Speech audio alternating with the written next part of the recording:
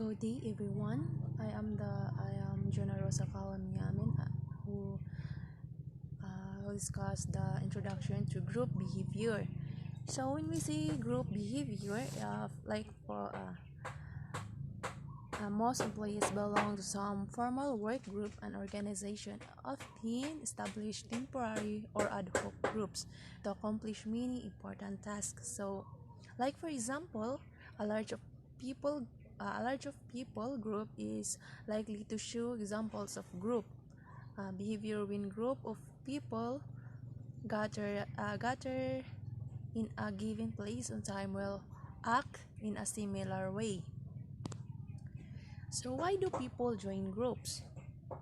So um, I'm going to talk about why do people join group.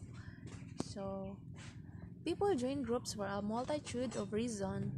One that is typically satisfied by group membership is the need of affiliation.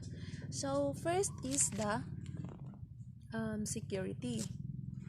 Security is so that's why they join the group. They call us a group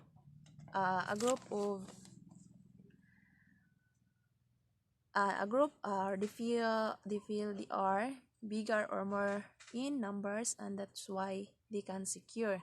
So the next is status. So they want to feel themselves, they want status with them, that's why they join the group. Number three, they join the group because maybe uh, they feel a self-esteem attached with that group, so they want to increase self-esteem, or as individual their self-esteem is low, so that's why they joining the group. um, they may uh, they, they may feel that self-esteem is now increased. So the next part, why do people join group? So the next reason could be affiliation. Maybe they want to the group of the failure with that is much better, so that they feel like affiliation. So that group, and they feel better, they feel stronger, or they feel positive to be affiliation to some group, or they want to show they have affiliation, and simple affiliation can be identify as well. uh, they join the group because power as well. Maybe the group they know that as individual they have less power, but as a group they have more power and they feel powerful. So the last is why people join the group. They join the group because they want to achieve some goals. They want to achieve some objective as a group. So here in this lecture, I discuss why people join the group: because the security, because the status, because the self-esteem, because of affiliation, because of the power, because of the goal achievement.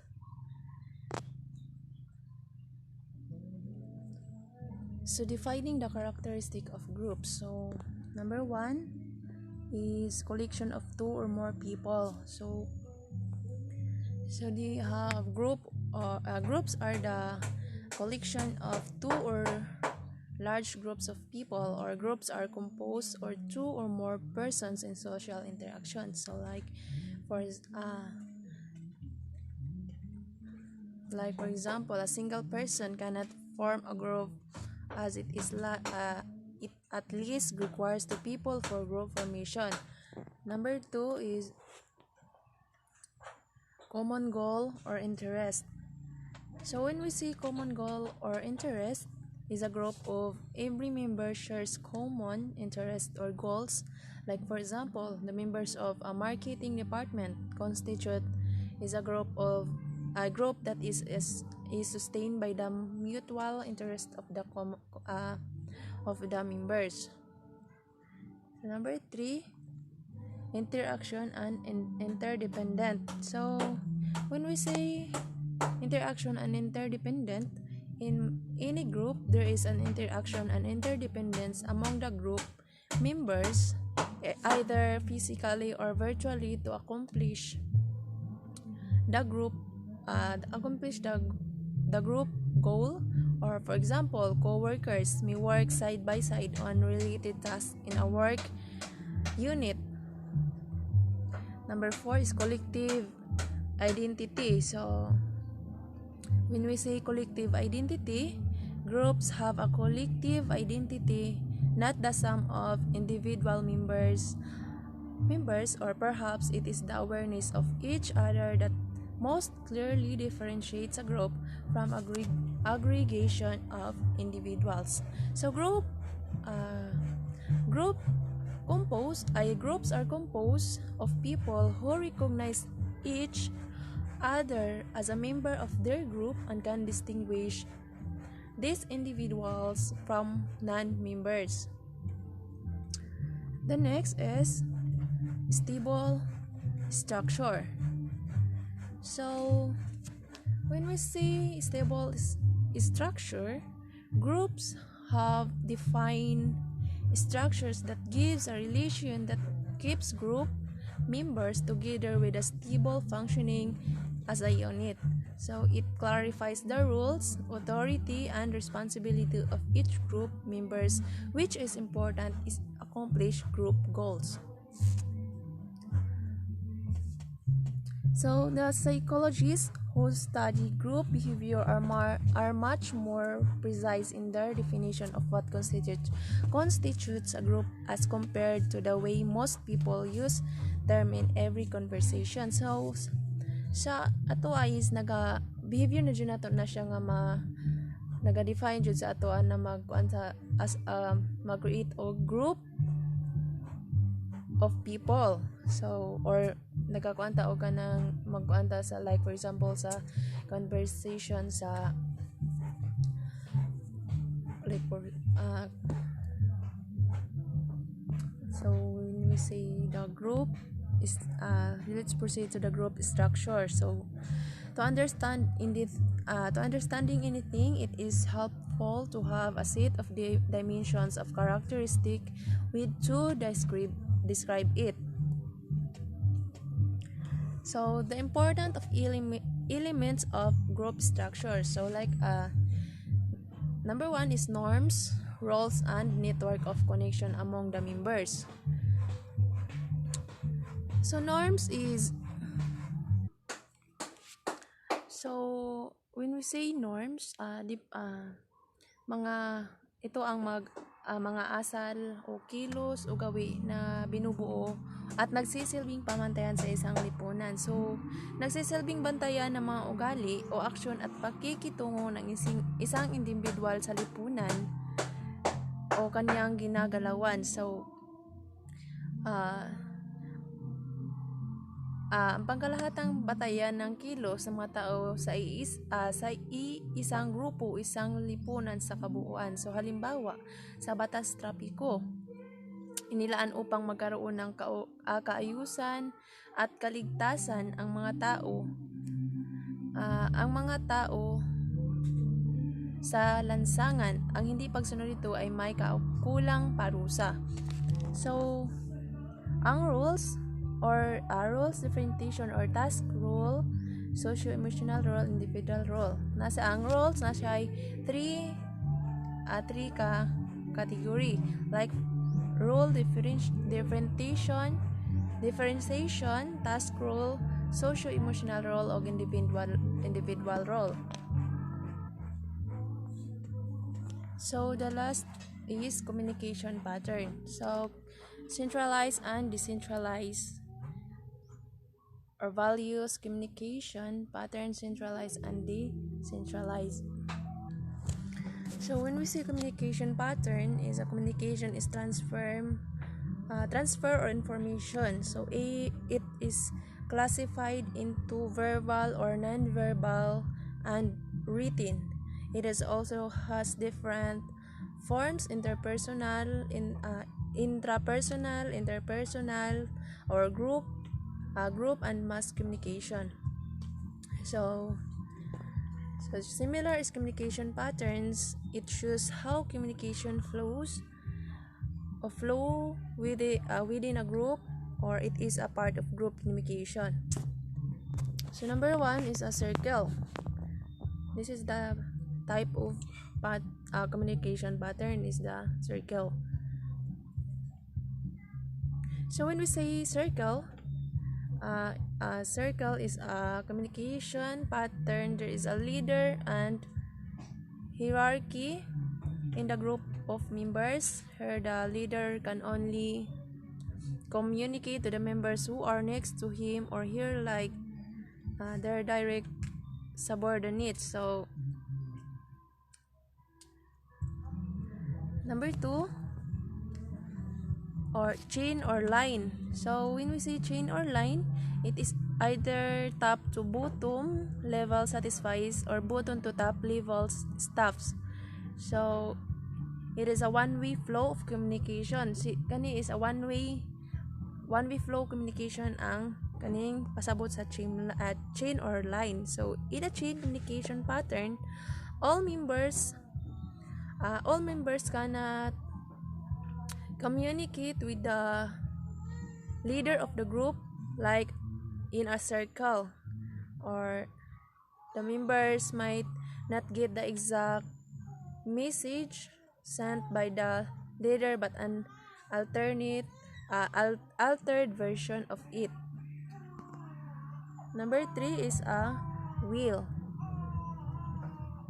So wheel is a pattern. There is a leader at the center of all communication. All others are members that stand at the same level in the structures. So here all members can communicate with the leader and vice versa, but members cannot interact with each other. Number 4 is ang Y pattern.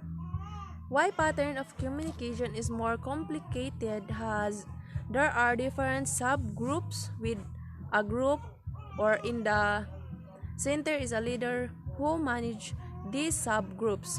According to this pattern given by Leavitt, yes, there are 3 subgroups being controlled by a single leader. There are 3 members in groups in a subgroup.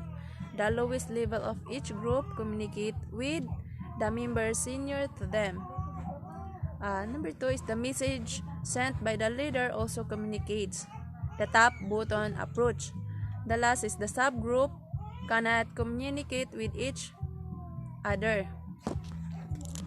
So the network pattern. So this is the last discussion. So the network is communication pattern in which anyone can communicate with anyone else as per their needs and requirements.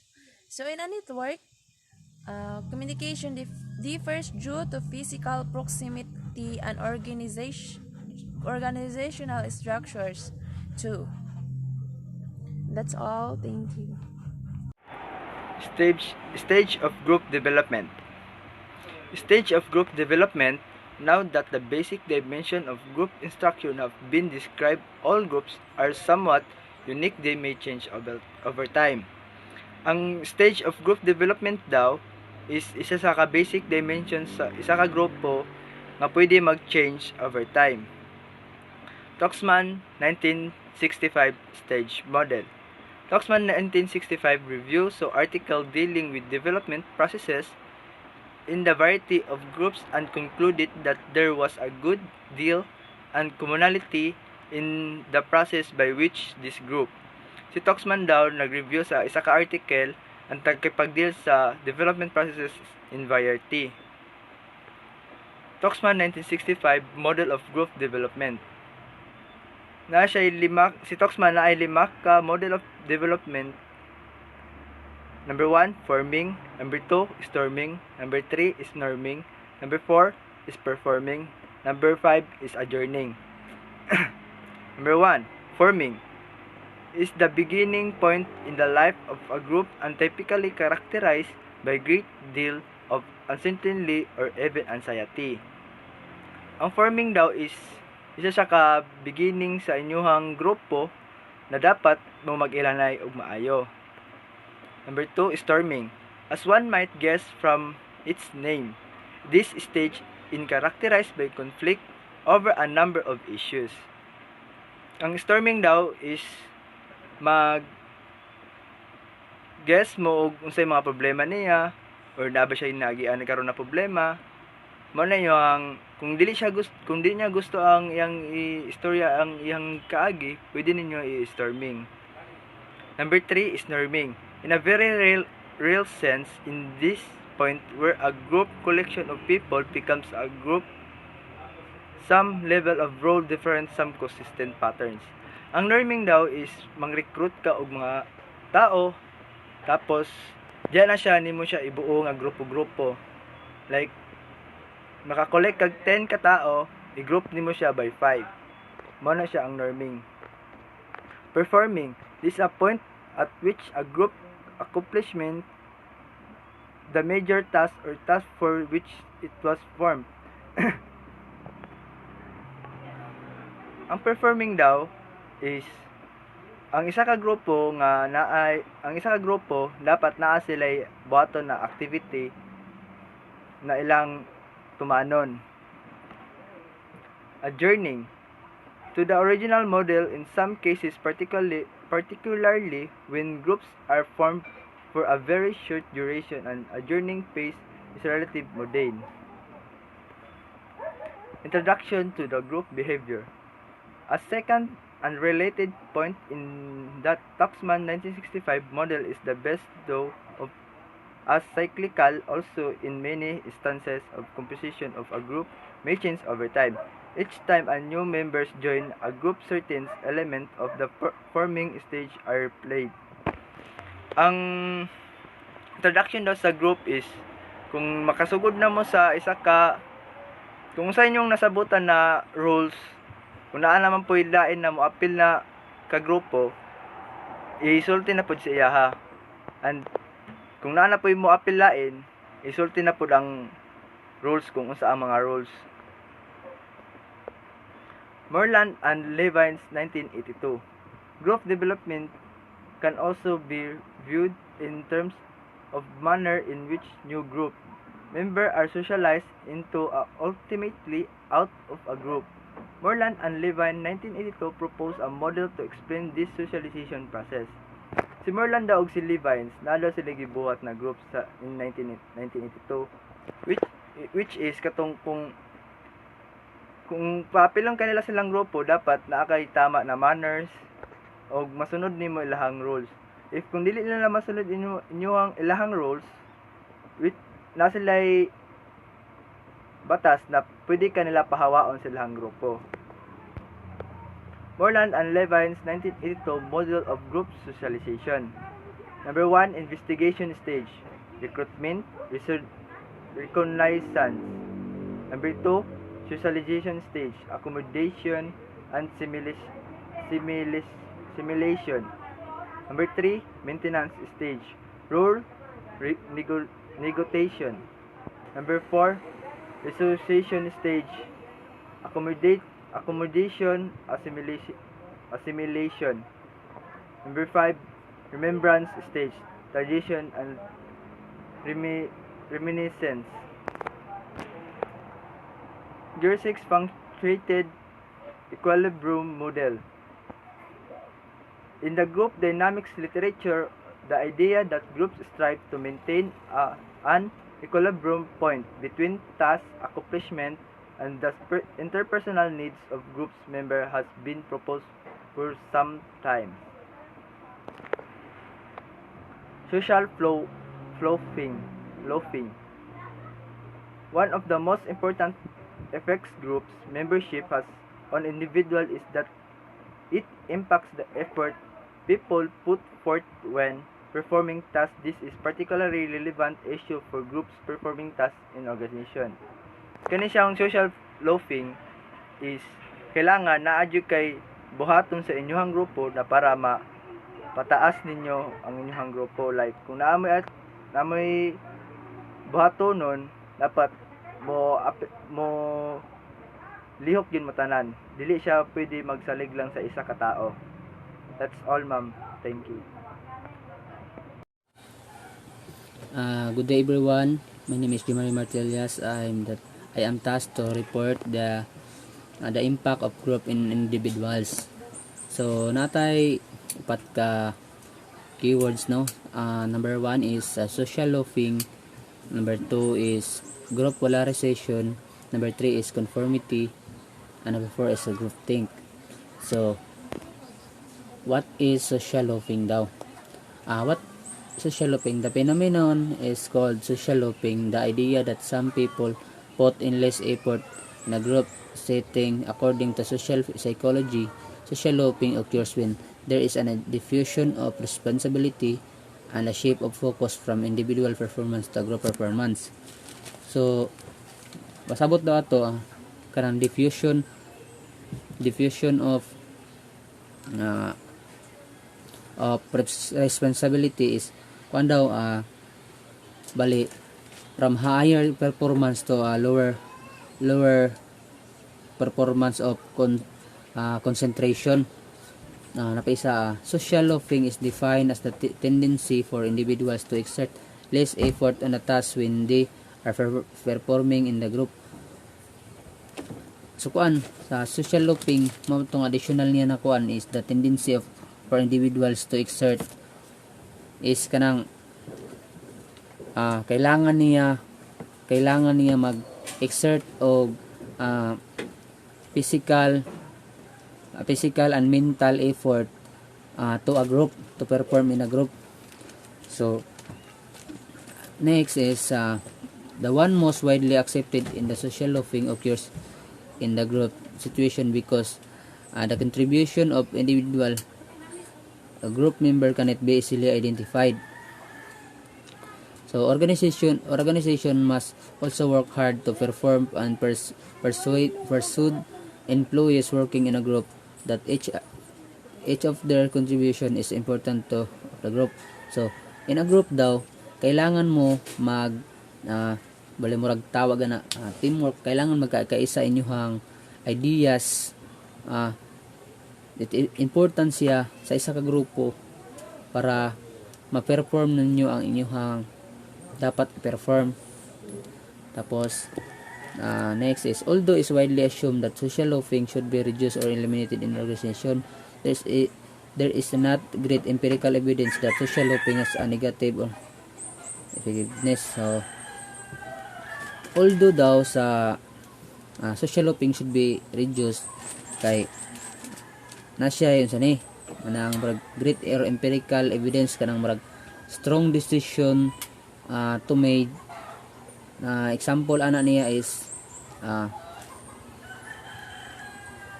example niya sa kanang magdesisyon ka og kanang pinakalit ba na dapat on plan siya kay para dili mag backfire. So dirita sa sunod sa number 2 group polarization. So what is group polarization daw? Group polarization is defined as a phenomenon when members of deliberating group move toward more extreme point in whatever direction is indicated by the members' pre-deliberation tendency. A group polarization leads to changing attitude among individuals in the group. So according to Lam, si Lam is one of the researcher of this topic. This tendency is termed group polarization and is defined as the discussion induced extremization of the group member average position in the initial prepared direction. So unsa ang mga cause? What is the cause of polarization? The two main cause of polarization are persuasive argument and social comparison. Social comparison is incorporates a process whereby a person evaluates and compares their views with other people, often their opinions within a group to fit not to be viewed as others.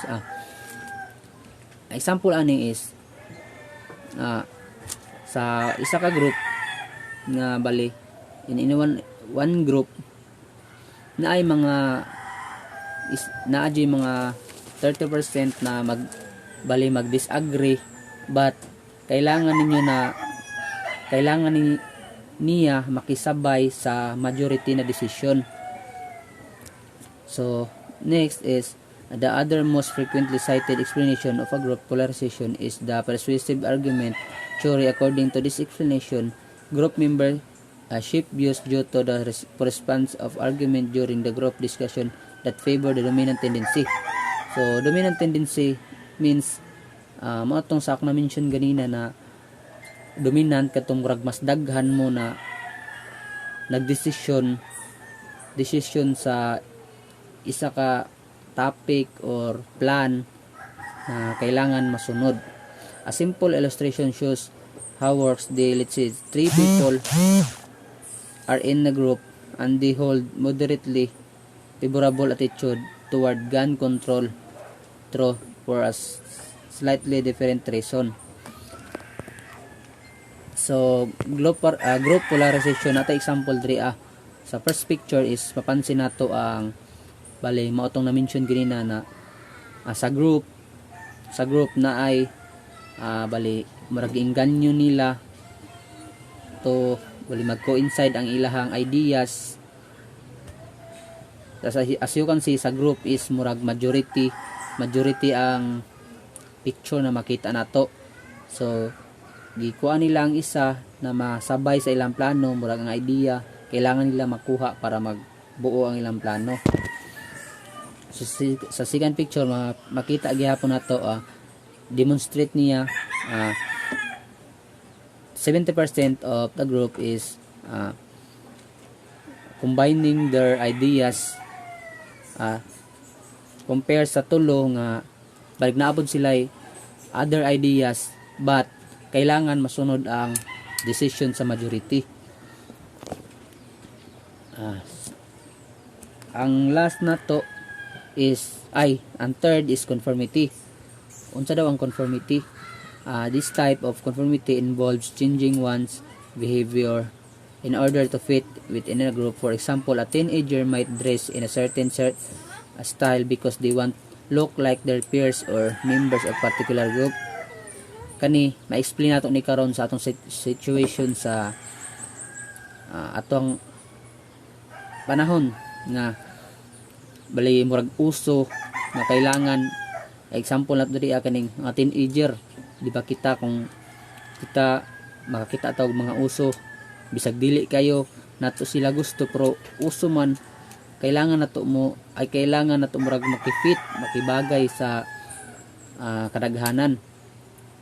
A great social psychology research has been devoted to explain why people often are impacted by conformity pressure. So makuha na to kanang sa conformity pressure daw is mo na to siya bali murag kailangan nimo jud makisabay kay kuan man ka nang murag maiwit ka sa kuan ba ay kailangan na to murag makifit makibagay sa kadaghanan. A great social psychology research has been devoted to explain why people often are impacted by conformity pressure. So makuha na to kanang sa conformity pressure daw is mo na to siya bali murag kailangan nimo jud makisabay kay kuan man ka nang murag maiwit ka sa kuan ba maiwit ka sa uso as predicted. Many subject went along with the rest of the group and made the same incorrect judgment. The most widely cited reason for this simplify that these individuals knew their answer was wrong but did not want to look foolish by disagreeing with others. This basic explanation ani is even though murag mali pero kailangan niya mapakita gihapon niya nga di siya magmukhang tanga nga nagdisagree siya sa lain. The second explanation is rooted in the fact that fellow members of the group plays an important role defining each individual and social reality. So what are the three types of conformity? According to Herbert Tillman, siya ang nag-identify sa major types of conformity.